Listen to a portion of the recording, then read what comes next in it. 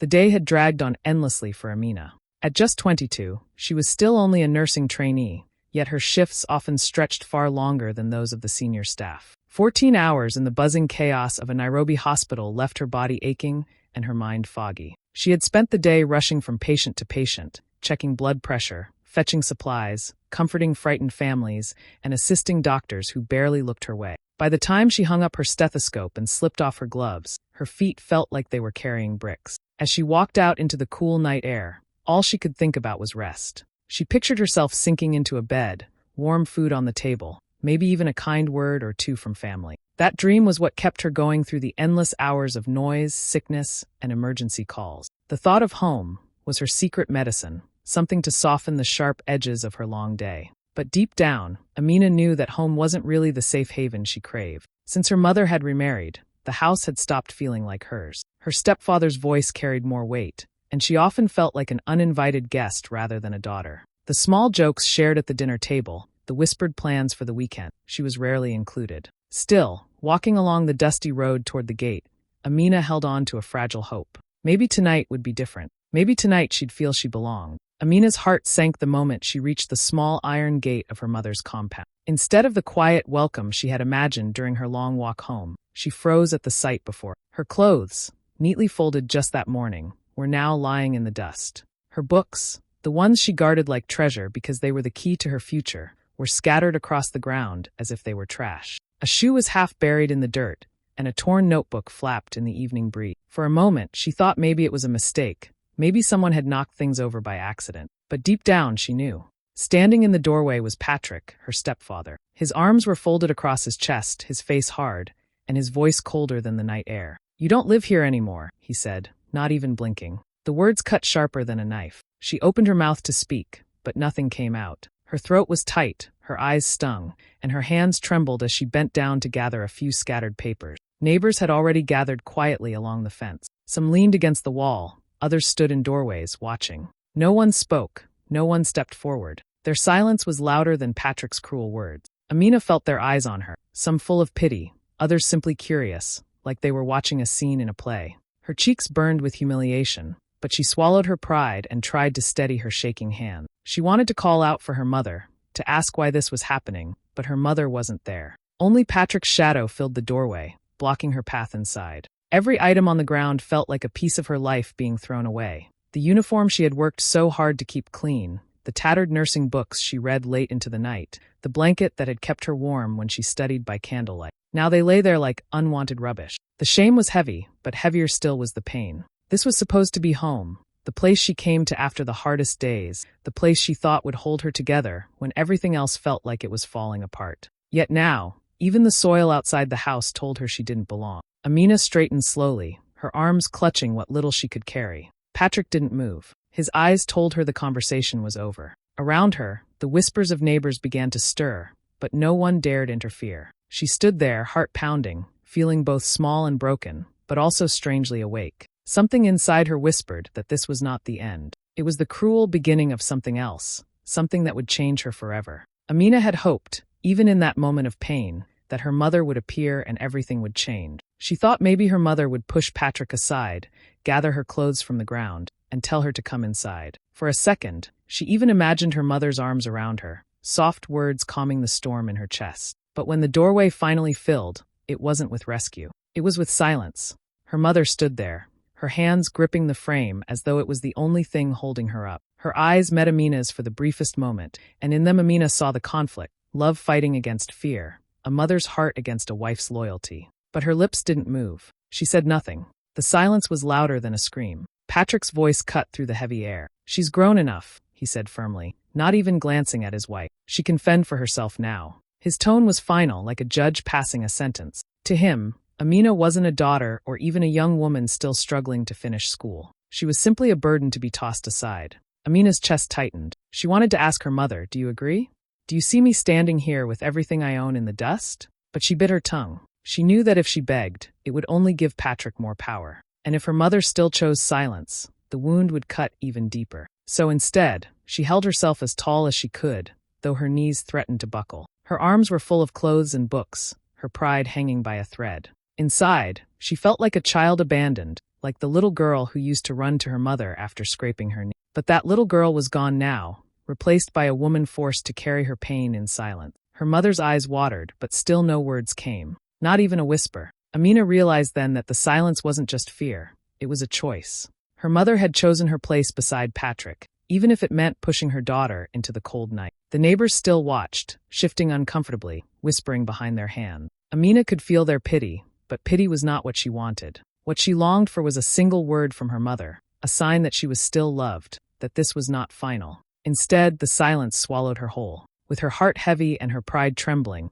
Amina made her decision. She would not plead, she would not kneel, she would not give Patrick the satisfaction of seeing her break. She turned, clutching her scattered life in her arms, and walked away from the house she once called home. Each step was harder than the last, but she knew begging would only make the betrayal sharper. If her own mother could not stand for her, then she would have to stand for herself. That night, Amina found herself walking back to the only place that felt even a little familiar, the hospital. The streets of Nairobi were alive with noise, but inside she felt hollow, carrying her bundle of clothes and books like a refugee from her own home. She didn't have money for a hostel, and she couldn't imagine knocking on a friend's door with tears still fresh on her face. The hospital was her only option. The staff room was small, with plain walls and old furniture that smelled faintly of disinfectant. Usually, it was a space for quick naps during long shifts, but tonight it became her shelter. She spread her sweater on the couch, hugged her bag close, and curled up in the corner. The fluorescent light buzzed overhead, and the air was cold. She wiped her cheeks quietly, afraid the sobs would escape her throat and betray her. Her colleagues came and went through the night, some too busy to notice, others pausing to look at her a little longer than usual. One of the older nurses gently asked if she was all right. Amina forced a smile and nodded. "Just tired," she whispered. It wasn't a lie. She was tired, but the exhaustion in her body was nothing compared to the heaviness in her heart. Behind her brave face, her thoughts spun in painful circles. Betrayal cut deepest. The image of her clothes scattered in the dirt, Patrick's voice dismissing her, and her mother's silence replayed again and again. Each time, the wound seemed to open wider. How could a home turn against her so suddenly? How could a mother choose silence over her own child? But through the storm of tears, a stubborn spark began to burn. If she had no home to fall back on, then she would build her own. If no one wanted to carry her, then she would learn to carry herself. The pain was sharp, but it planted a seed of determination. She promised herself that one day she would look back at this night and see not just the tears, but the beginning of her rise. Still, the hours dragged on slowly. The hum of hospital machines in the distance, the shuffle of footsteps in the corridor, and the occasional ring of a phone filled the silence. She pressed her face into her bag to muffle the quiet sobs that came in waves. Sleep came in short, broken pieces. Each time she drifted off, the memory of the evening jolted her awake again. By dawn, her eyes were swollen and her body stiff, but she forced herself to sit up and fix her hair. She didn't want anyone to see her as weak. She looked at the mirror in the corner of the room and whispered to her reflection, "You will survive this." The girl staring back at her didn't look convinced, but Amina held on to the words like a lifeline. The days that followed were some of the hardest Amina had ever faced. With her stepfather's words still echoing in her mind, and her mother's silence haunting her, she knew she had no choice but to survive on her own. Each morning, she woke up stiff from sleeping on hospital benches or in the cramped staff room. Some nights, she managed to squeeze into a cheap, crowded hostel when she had a little extra money, but often, her bag became her pillow and her sweater her blanket. Her life became a balancing act. By day, she threw herself into the hospital shifts, running from one patient to another, assisting doctors, and keeping her head high even when exhaustion weighed her down. When her colleagues laughed in the break room, she joined in with a smile, hiding the truth that once her shift ended, she had nowhere to go. At night, when others went home to their families, Amina buried herself in her nursing books. She studied under dim lights, sometimes fighting sleep as words blurred on the page. She knew that failing wasn't an option. Her studies were her only ticket out of the mess she was in. Every coin she earned, she treated like treasure. While some of her friends used their allowances or wages to buy small luxuries, Amina counted her coins carefully, slipping them into an envelope she hid deep in her bag. She cut every unnecessary expense, skipping meals when she had to, walking long distances to save on bus fare, and wearing the same shoes until the soles almost gave way. Hunger gnawed at her sometimes, but she reminded herself that each shilling saved was a step closer to freedom. The struggle was real, but it didn't break her. If anything, it sharpened her. Each long night without a bed, each day of aching feet and tired eyes, became fuel for her determination. She began to sketch plans quietly in her mind. Someday she would rent a small place of her own, even if it was just one room with a mattress on the floor. Someday she wouldn't have to hide her pain behind fake smiles at work. Someday she would look back and see this period not as her breaking point, but as the time she learned her own strength. Of course, there were moments when despair tried to creep in. Nights when the tears came back, when she questioned why her own mother couldn't fight for her. But each time, she wiped her face and whispered to herself, "You will not crumble. You will rise." Slowly, that promise began to shape her days. She worked harder, studied longer, and saved more than she thought possible. And with every small step, Amina started to feel something she hadn't felt in a long time: control over her life. It wasn't much, but it was the beginning of her independence, and she clung to it with everything she had. One afternoon, after a long shift in the ward, Amina sat in the corner of the staff room with her books spread across her lap. Her eyes were heavy, her uniform slightly wrinkled, but her pen moved steadily across the page. She had grown used to studying during short breaks, squeezing knowledge into every spare minute she had. It was in one of those quiet moments that Dr. Mensah noticed her. He was one of the oldest doctors in the hospital, a man with silver hair and a calm presence that made patients trust him instantly. Most of the young trainees were a little intimidated by him, but Amina always greeted him politely when their paths crossed.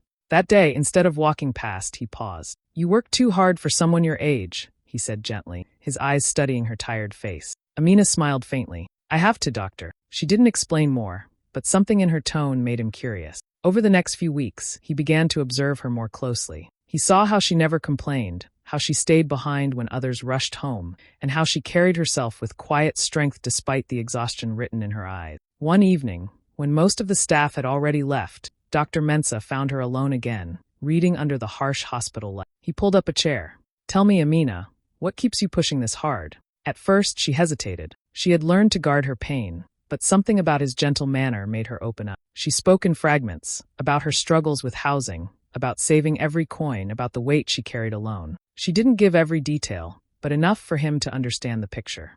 He listened carefully, never interrupting, and when she finished, he nodded slowly. "You remind me of myself many years ago," he said. "I also walked a rough road before I became who I am, but no one succeeds alone. Let me help you." Those words lit a small flame in Amina's heart. At first, she didn't know what he meant, but soon he began guiding her, offering advice about her studies, teaching her practical lessons during ward rounds, and most importantly, connecting her with opportunities she never knew existed. One day, he placed a form in her hands, a scholarship program for hardworking trainees with financial difficulty. "This could change everything," he told her. Amina stared at the paper, her hands trembling. She had dreamed of help, but she never imagined someone would truly see her struggle and believe in her. She filled out the forms with care, and with Dr. Mensah's strong recommendation, she was accepted. That moment felt like the first real door opening in her life. For so long, she had survived on scraps of hope and her own determination. Now, with a mentor by her side and a scholarship to ease her burden, the future suddenly looked brighter. For the first time since she had been thrown out, Amina felt the weight on her shoulders lift, just a little. It was the beginning of a turn she had never expected. Months rolled by, each one filled with long hours of study, endless hospital shifts, and the steady encouragement of Dr. Mensah. The scholarship had lifted a huge weight off Amina's shoulders, allowing her to focus fully on her training without worrying about where she would sleep or how she would afford her books. Slowly, the girl who once cried herself to sleep on a hospital couch began to rise with quiet confidence. When graduation day finally came, Amina sat among her classmates in a crisp white uniform, her heart pounding. As names were called, she held her breath, waiting. Then it happened. Her name echoed through the hall, followed by words she had dreamed of hearing: top honors. The applause rang out, but for Amina, it felt like the sound of freedom. She walked to the stage with her head high, tears threatening to blur her vision. Every sleepless night, every humiliation, every coin saved, it had all brought her to this moment. Her colleagues cheered the loudest. They had seen her struggles more than anyone else, even if they didn't know the full story. Some clapped her on the back, others hugged her tightly, whispering, "You deserve this." For the first time in years, Amina felt celebrated not as someone surviving, but as someone excelling. Not long after, the news grew even bigger. An international medical organization, impressed by her record and glowing recommendations, offered her a position. The job came with not just a salary, but prestige, travel opportunities, and the chance to work with some of the best medical professionals in the world. When the email arrived confirming the offer, Amina sat staring at the screen, her hands trembling. It felt unreal, like the universe was finally paying her back for every tear she had shed. At the hospital, the announcement spread quickly. Her colleagues organized a small celebration, filling the staff room with laughter, cake, and even a few proud speeches. Dr. Mensah raised his glass of juice and said, "This young woman is proof that resilience can turn storms into ladders." Everyone clapped, and Amina blushed, her heart swelling with gratitude. Yet, as the celebrations continued, there was an emptiness inside her too. Her family knew nothing. Her mother, who once stood silent at the doorway, hadn't seen her triumph. Patrick, who threw her out like unwanted baggage, had no idea that the same girl he dismissed was now stepping into a world he could never touch. Part of her longed to tell them, to show them what she had become. But another part of her knew that their silence and rejection were chapters she had already left behind. That night, lying in her small hostel bed for the last time, Amina thought about the journey. She remembered the scattered clothes in the dust, the nights of hunger, the endless fatigue, and the loneliness that almost broke her. Now, she was no longer just surviving. She was stepping into a future she had built with her own strength. And this was only the beginning. The first weekend she had free from her new job, Amina made a decision she had been avoiding for months. She would go back to her old neighborhood. Part of her wanted to see the familiar streets again, the dusty paths she used to walk as a girl, the place where she once believed she belonged. Another part of her wanted people to see what she had become, not out of pride alone, but as proof that rejection hadn't destroyed her. That Saturday morning, a sleek black official car from her organization pulled up outside the narrow road that led into her childhood estate. The driver opened the door, and Amina stepped out, dressed in a smart suit with her ID badge hanging neatly from her. For a moment, the street went silent. Children stopped playing, women fetching water paused mid-step, and men leaning on motorbikes lifted their heads. "Is that Amina?" someone whispered. "It can't be," another muttered. "The girl Patrick threw out. Look at her now." Whispers spread quickly from house to house. People who remembered the night she stood outside with her belongings scattered in the dust now stared in disbelief. A few smiled proudly, others looked shocked, and some shook their heads in shame for having watched quietly all those months ago. Amina felt all their eyes on her, but this time it wasn't pity she saw. It was respect, even awe. She walked slowly down the road, each step carrying her past old memories. The small shop where she once bought bread with her last coin. The spot under the tree where she studied when the house felt too crowded. The gate of the compound where her stepfather's voice had crushed her. Now, everything looked smaller, less frightening than she remembered. Children ran after her car, laughing and shouting, "Dr. Amina! Dr. Amina!" The sound made her smile. She hadn't expected to feel warmth here again, but the community's reaction touched her deeply. As she reached her old home, the whispers grew louder. Neighbors leaned over fences, exchanging glances. Some even murmured, "God lifts the humble," as they watched her approach. The gate creaked open slowly. Inside, the house looked the same, but everything felt different. She could see the surprise on the faces peeking from the windows. The very place that had once rejected her was now about to witness the woman she had become. Amina's heart pounded, not from fear but from strength. She wasn't the broken girl clutching her clothes anymore. She was walking back with dignity, with proof that the world had embraced her when her own family had turned her away. The whispers followed her every step. "Is that really Amina? The one they said wouldn't make it?" Yes, it was her. Only now, she carried herself like someone who knew her worth, and the whole neighborhood could see it.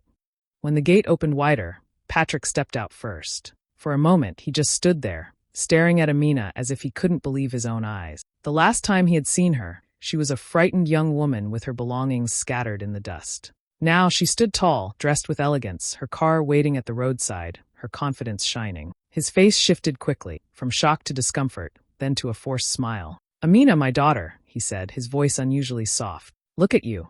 You've made us proud." The word daughter made Amina's chest tighten, but not with warmth. She remembered the cold night he had stripped her of that very identity, telling her she didn't belong. Now, hearing him claim her as his own was almost insulting. She took a slow breath, meeting his eyes with steady calm. "You once told me I don't live here anymore," she said clearly, her voice carrying across the yard where neighbors were now gathered. "And you were right.